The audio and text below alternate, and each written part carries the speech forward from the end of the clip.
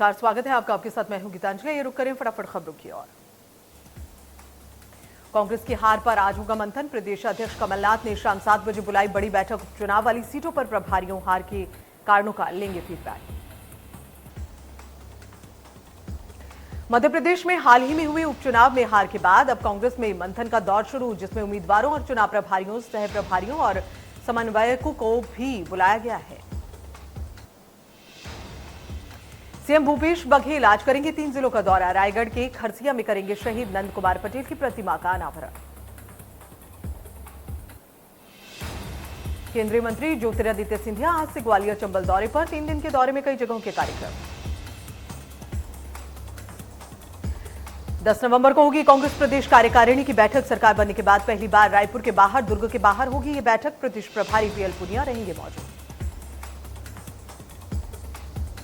सुकमा में सीआरपीएफ के 50 बटालियन के जवानों के बीच हिंसक झड़प। एक जवान ने अपने साथियों पर की फायरिंग, 4 की मौत। घायलों को इलाज के लिए अस्पताल में भर्ती कराया गया है। इनमें एक की हालत गंभीर बताई जा रही है। सीआरपीएफ कैंप मरेगुड़ा थाना क्षेत्र का मामला। झीरम की रिपोर्ट राज्यपाल को सौंपने पर सियासत। कांग्रेस ने बताया मान्य प्रक्रिया का उल्लंघन। बीजेपी ने कहा लोगों के सामने आना चाहिए सच। भोपाल में विधायक रामेश्वर शर्मा अनोखे अंदाज में नजर आए। रामेश्वर शर्मा कोलार के ठेले पर चाट बेचते हुए नजर आए। वहीं बीना में कैबिनेट मंत्री भूपेंद्र सिंह अलग अंदाज में नजर आए। उनके विधानसभा क्षेत्र खुरई में आयोजित दीपावली मिलन कार्यक्रम में श्री कृष्ण के भजनों पर मंत्री भूपेंद्र ने डांस किया।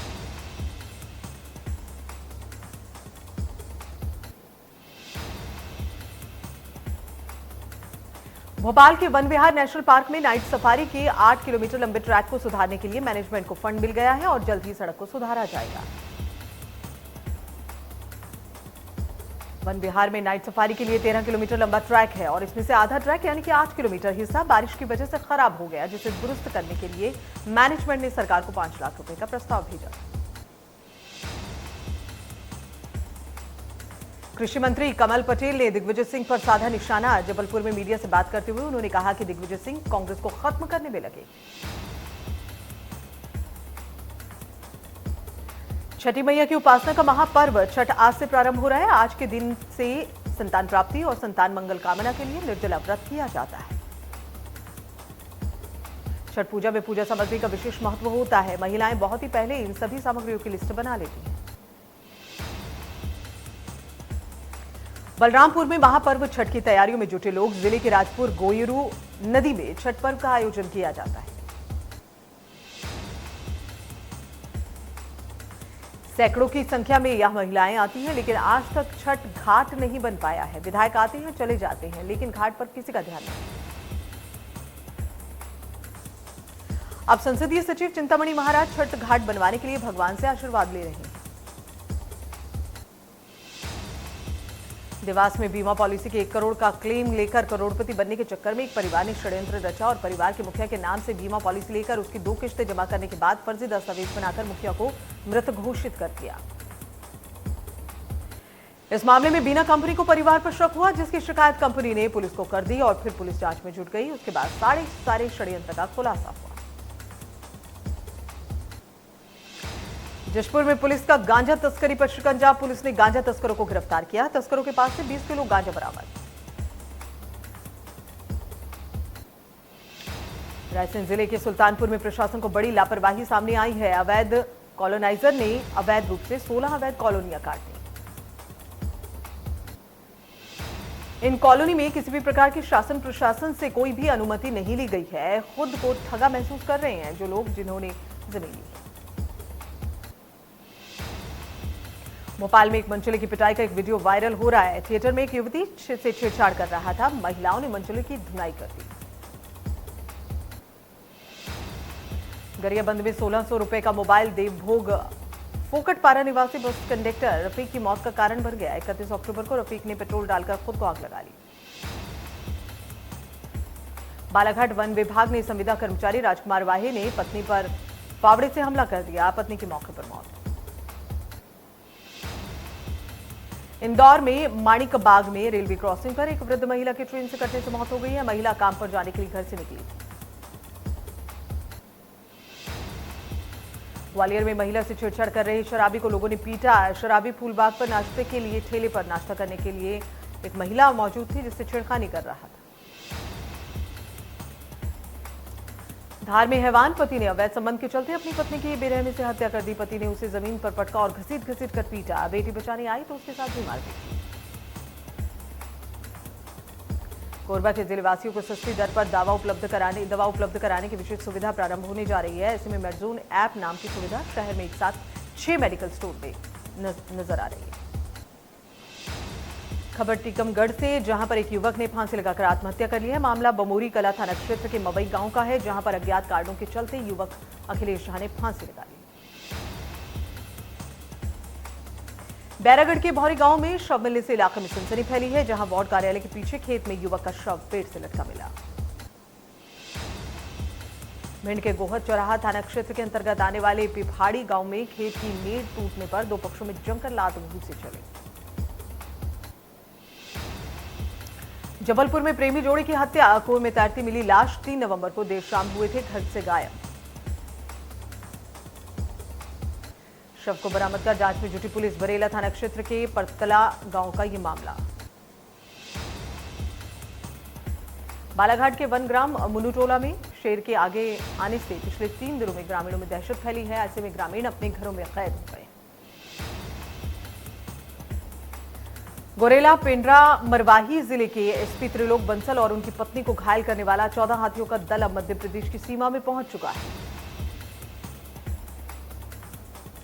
एटीआर के अफसरों को यह अनुमान है कि हाथियों का दल फिर वहां से लौटकर एटीआर में आएगा, इसलिए उन्होंने एटीआर के जंगल में बसे गांव तक एक खबर फैला दी। बंगाल से चलने वाली हवाओं में गोरेला पेंड्रा मरवाही जिले में ठिठुरन बढ़ गई है। पारा गिर गया है, 12 तक पहुंच गया है। पेंड्रा का तापमान 12 डिग्री दर्ज किया गया है। सबसे सटे मध्य प्रदेश के अमरकंटक में ये पारा 10 डिग्री तक भी पहुंच गया है। राष्ट्रीय राजधानी दिल्ली में प्रदूषण से राहत नहीं। दिवाली के 3 दिन के बाद भी दिल्ली में आसमान में प्रदूषण छाया है, धुंध की चादर।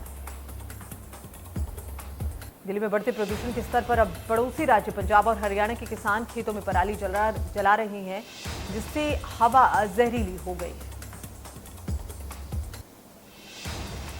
मध्य प्रदेश में 10 नवंबर को वैक्सीनेशन महाअभियान। दिसंबर तक लक्ष्य पूरा करने के लिए रोजाना 6.97 लाख टीके लगाना जरूरी है। सरकार की जनता से वैक्सीन लगवाने की अपील।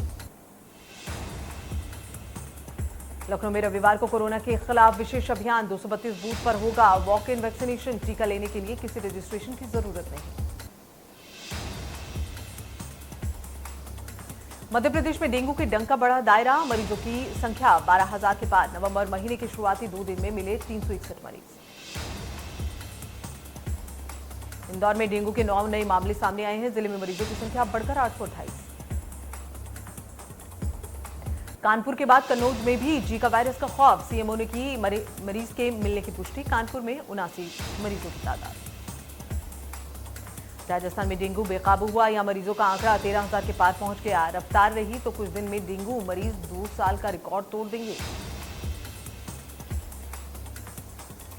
इससे पहले 2019 में सबसे ज्यादा 1,13,706 रोगी मिले थे और इस साल का आंकड़े की अगर बात करें तो ये 13,007 पर पहुंच गया है।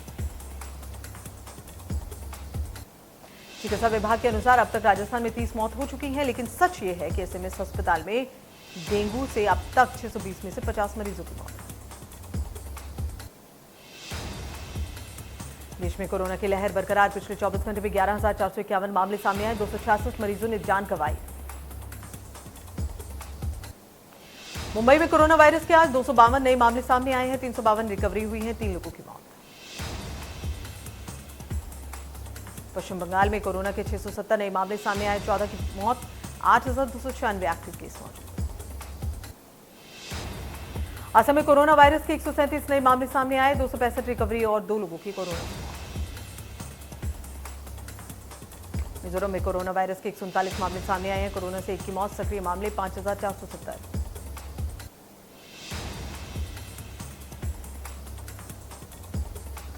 भारतीय जनता पार्टी के दिग्गज और वरिष्ठ नेता रहे लालकृष्ण आडवाणी का आज 94वां जन्मदिन और इस मौके पर बीजेपी के नेताओं ने सोशल मीडिया पर उन्हें बधाई देते हुए उनकी लंबी उम्र की कामना की।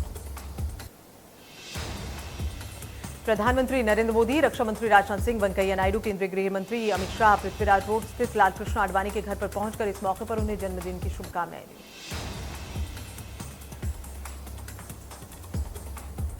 प्रधानमंत्री नरेंद्र मोदी आज दोपहर 3:30 बजे वीडियो कॉन्फ्रेंसिंग के जरिए 4 लेन रोड पर की आधारशिला रखेंगे। भगवान विट्ठल के दर्शन करने के लिए पंढरपुर पहुंचने वाले भक्तों की सुविधा के लिए 4 लेन रोड का निर्माण किया जा रहा है।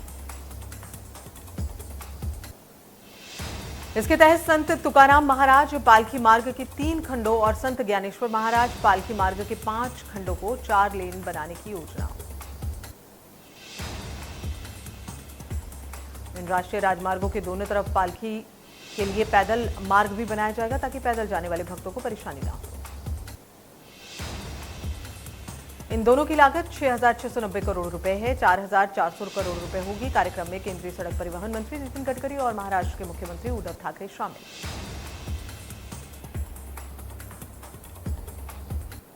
दिल्ली में बीजेपी कार्यकारिणी की बैठक खत्म। पार्टी अध्यक्ष जेपी नड्डा, पीएम मोदी और सीएम योगी आदित्यनाथ रहे मौजूद। आगामी 5 राज्यों के विधानसभा चुनावों और तेल की कीमतों पर चर्चा। बीजेपी राष्ट्रीय कार्यकारिणी की बैठक में राष्ट्रीय अध्यक्ष जेपी नड्डा, राजनाथ सिंह, अमित शाह और नितिन गडकरी मौजूद।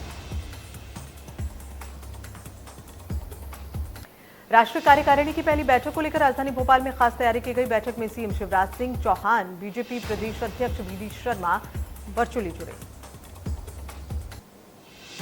राष्ट्रीय कार्यकारिणी की बैठक में बोले जेपी नड्डा, पश्चिम बंगाल में बीजेपी का नया इतिहास बनेगा। बीजेपी राष्ट्रीय कार्यकारिणी की बैठक में बोले केंद्रीय मंत्री धर्मेंद्र प्रधान,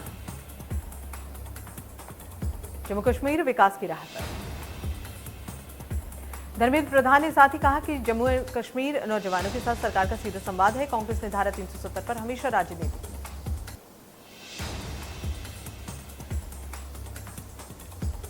भाजपा की राष्ट्रीय कार्यकारिणी की बैठक को संबोधित करते हुए जेपी नड्डा ने कार्यकर्ताओं को भरोसा दिलाया, बीजेपी पश्चिम बंगाल में नया इतिहास रचेगी। अंबेडकर नगर में सपा सुप्रीमो अखिलेश यादव की दहाड़, बोले 2022 में होकर रहेगा बदलाव, इस बार होगा पिछड़ों का इनकलाब।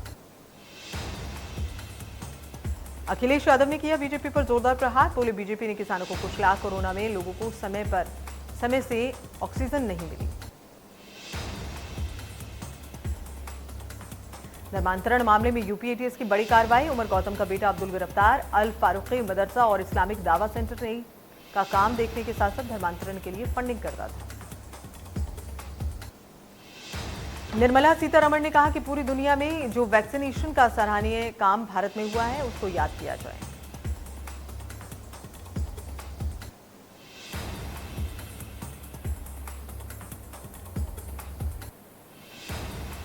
आंदोलन को लेकर गृह मंत्री अनिल विज ने सवाल खड़े किए, किसान नेता ही नहीं चाहते मसले का हल।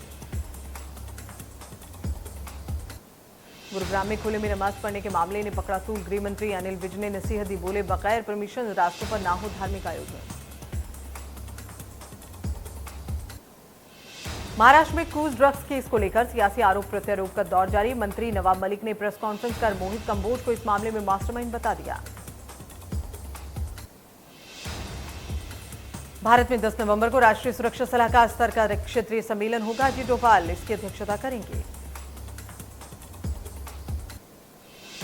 अंडमान निकोबार द्वीप समूह में सोमवार तड़के भूकंप के झटके महसूस किए गए। रिक्टर पैमाने पर इसकी तीव्रता 4.0 तीव्र है। नेशनल सेंटर फॉर सिस्मोलॉजी के मुताबिक अगर बात करें तो 5:28 पर भूकंप के झटके महसूस किए गए।